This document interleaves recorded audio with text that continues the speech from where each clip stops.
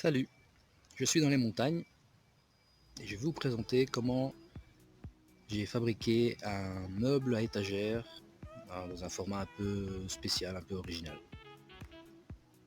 À la suite tout de suite. Salut.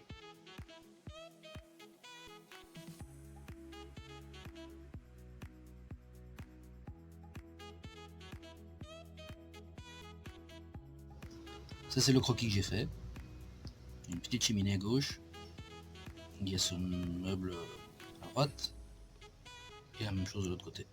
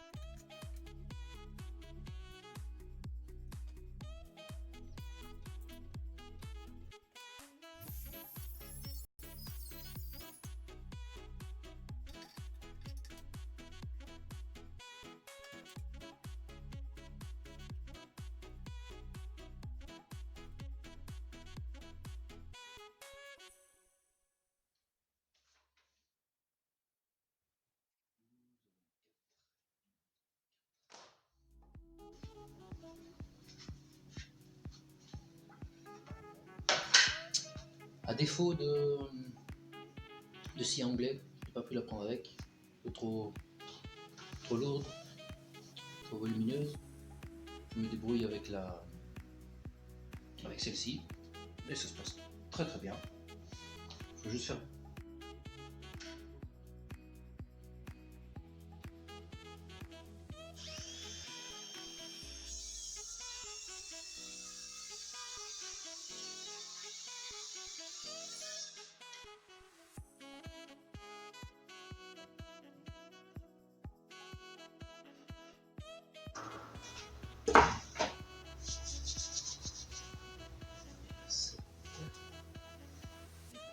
normalement.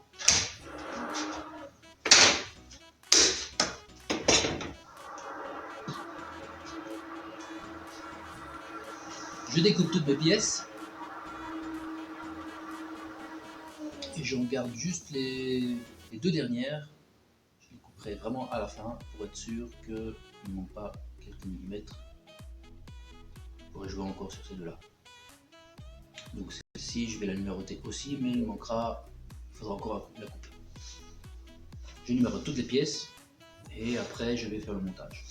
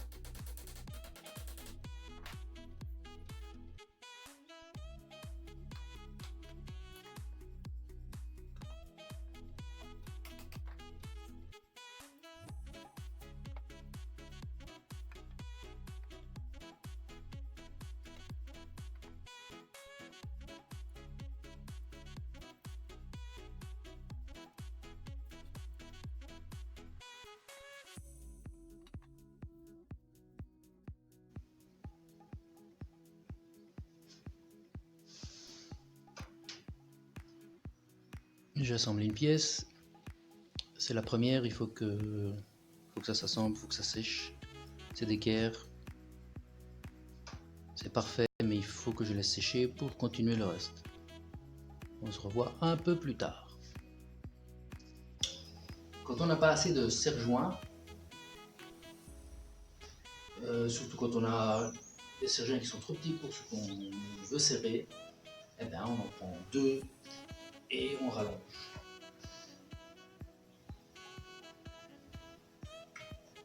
C'est pas parfait, mais ça dépanne. Quand on serre aussi avec les serre-joints, si on serre d'un côté, le bois aura tendance à tirer de ce côté-ci, donc il ne sera pas d'équerre. Donc le deuxième serre-joint, on le serre de l'autre côté pour rattraper l'équerre. Et on présente l'équerre et on voit que c'est l'équerre. Allez, je vais desserrer vu que c'est assez sec.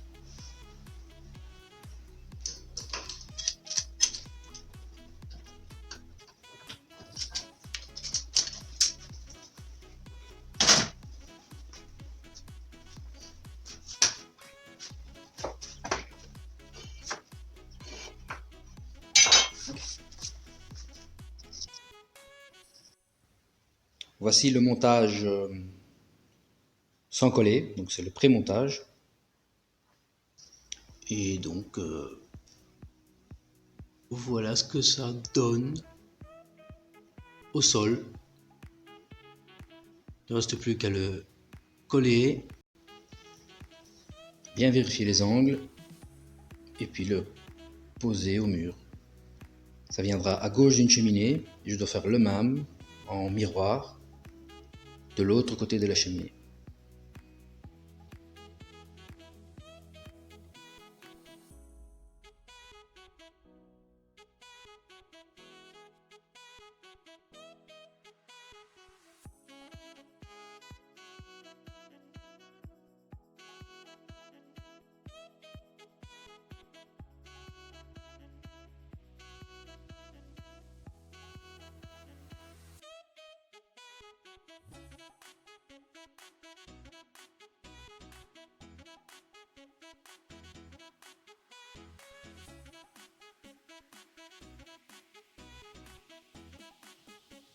Je suis en train d'appliquer de l'huile de lin. Ici c'est le bois naturel qui est jaune, jaunâtre. Et puis j'applique une huile de lin qui est un peu teintée et donc qui brunit le bois. Et j'aime assez bien le résultat. C'est un produit, c'est la première fois que je l'utilise. Il n'est pas facile à appliquer quand même au départ. Après, maintenant je pense que j'ai compris. C'est une marque Rubio. C'est fabriqué en Belgique. J'ai acheté un pot pour tester. Et bon, le résultat est bon. Mais il faut faire en fait attention. Il faut bien poncer, que ce soit uniforme partout sur la planche. Donc si on ponce grinçant par exemple, toute la planche, et puis on ponce grain 120, 160, toute la planche, mais on oublie un petit morceau, où on passe pas assez dessus. Quand on applique le Rubio, eh ben, il accroche moins bien. Comment j'explique ça? Ben, la teinte ne sera pas uniforme en fait, on aura comme une espèce de tache. Et c'est à cause du fait que on n'a pas poli, on n'a pas poncé uniformément partout. Donc il faut être très consciencieux et bien poncer partout et être sûr qu'on a vraiment poncé partout de la même, avec le même grain. Et alors il n'y a pas de souci, vraiment on applique ça comme on veut. On en met de trop et après 5 minutes on repasse, on enlève les surplus et l'huile de lin n'aura pénétré que juste ce qu'il faut sur une fine pellicule de bois. Et après par-dessus, on peut protéger encore ça par une cire. Ben voilà, le meuble est en train de sécher. Il va vite sécher. Et je vais aller le poser à côté de l'autre.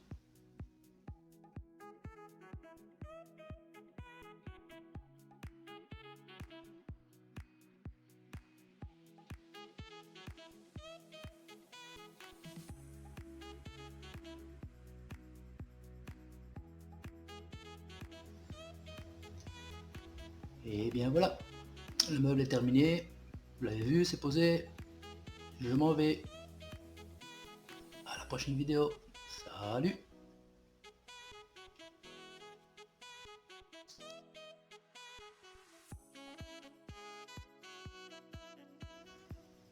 L'imagination au pouvoir.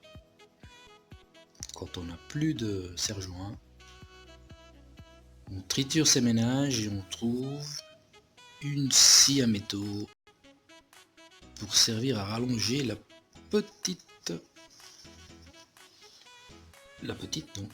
serre-joint. Un système D tout à fait fonctionnel. Du travail de pro. Donc je suis en phase de je suis en phase de je suis en train de d'appliquer